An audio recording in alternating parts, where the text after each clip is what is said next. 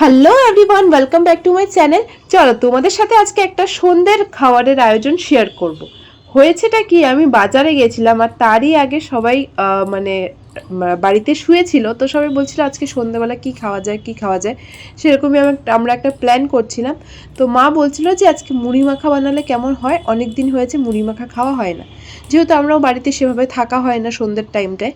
তো দেখো, আমি ফটাফট গিয়ে কিন্তু বাজার থেকে যা সমস্ত লাগে, যেহেতু মুড়িটাও ছিল না বাড়িতে, তো মুড়ি, এটা কিন্তু হাতে ভাজা মুড়ি, মেশিন মেড মুড়ি হয় আর হাতে ভাজা মুড়ি হয়। তো হাতে ভাজা মুড়িটা বেশ ভালো হয় আর কি। তো দেখো, চানাচুর যা সব লাগে সব কিন্তু আমি কিনে কেটে নিয়ে এসেছি। আর এখন কিন্তু আমি ধনেপাতা, পেঁয়াজ আর লঙ্কা অল্প কুচিয়ে নিয়েছি মুড়িতে দেবো বলে।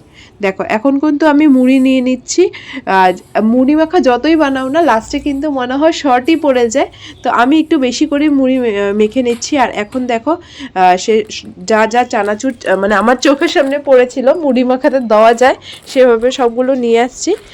আর আরও কিছু দেওয়া যায়, বাট ওগুলো না মিষ্টি মিষ্টি অনেকগুলো চানাচুর ছিল, তো সেগুলো আনিনি। সেগুলো কিন্তু আমার আবার এমনি খেতে খুব ভালো লাগে। তো দেখো, এখন এক এক করে সব চানাচুর দিয়ে দিচ্ছি। জানো তো, যখন আমরা ছোটে ছিলাম না, তখন কিন্তু আমাদের মুড়ি মাখা খেতে সেভাবে আমার ভালোই লাগতো না। আমার মা খুব ভালো পেতো, এখনও ভালো পায়, কিন্তু আমার সেভাবে ভালো লাগতো না। বাট এখন যখন বড় হয়েছি না, এখন মানে সত্যি টেস্টটা বুঝছি, এখন ভালো লাগে মুড়ি মাখা খেতে। এখন ট্রেনে ধরো যাতায়াত করলেও কিন্তু মুড়ি মাখা খাওয়া হয়। তো দেখো, তোমাদের সাথে কথা বলতে বলতে কিন্তু সব দেওয়া হয়ে গেছে আমার, পেঁয়াজ, লঙ্কা, ধনেপাতা।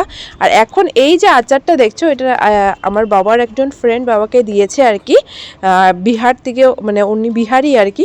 তো ওনাদের একটা স্পেশাল আচার হয়, একদম তেল ফেল দিয়ে খুব ভালো করে বানানো হয়।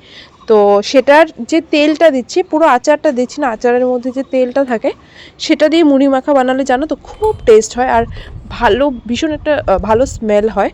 তো সেটা দিয়েছি। আর সর্ষে তেল, যেটা না দিলে না হয়।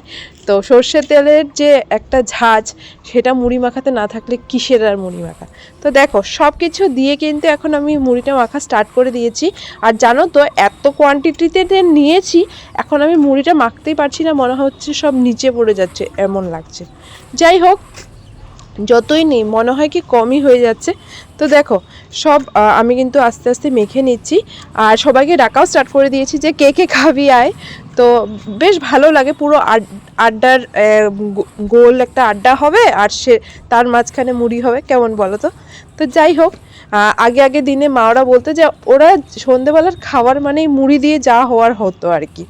তো যাই হোক, দেখো আমি কিন্তু আলুর চপ নিয়েছিলাম কিনে। তো বেশ গরমই আছে, ঠান্ডা হয়নি। ফটাফট এসে যেহেতু আমি মুড়িটা মাখা বানানো স্টার্ট করে দিয়েছি, ভেবেছিলাম বাড়িতেই বানাবো, বাট সে টাইম ছিল না, তো সেভাবে আলুর চপ নিয়েছি। আর এটা দেখো, তোমরা খাও কি না জানি না, এটা ঘটি গরম, আমাদের এখানে তো এখনও পাওয়া যায়। কিছু কিছু বড় বড় জায়গায় হয়তো এখন পাওয়া যায় না, বা কোনো কোনো জায়গায় পাওয়া যেতেও পারে। তো যাই হোক, আমার কিন্তু এই ঘটি গরমটা খেতে বেশ ভালোই লাগে। তো দেখো, আড্ডার আসরে বসে গেছি, সবাই কিন্তু খুব মজা করে মুড়ি মাখা খেয়েছি। তোমাদের এই ব্লগটা দেখে কেমন লেগেছে, তোমাদের কি কোনো স্মৃতি মনে পড়েছে, শেয়ার করতে পারো কমেন্ট বক্সে। Thank you so much for watching. To like, share and subscribe. Tata.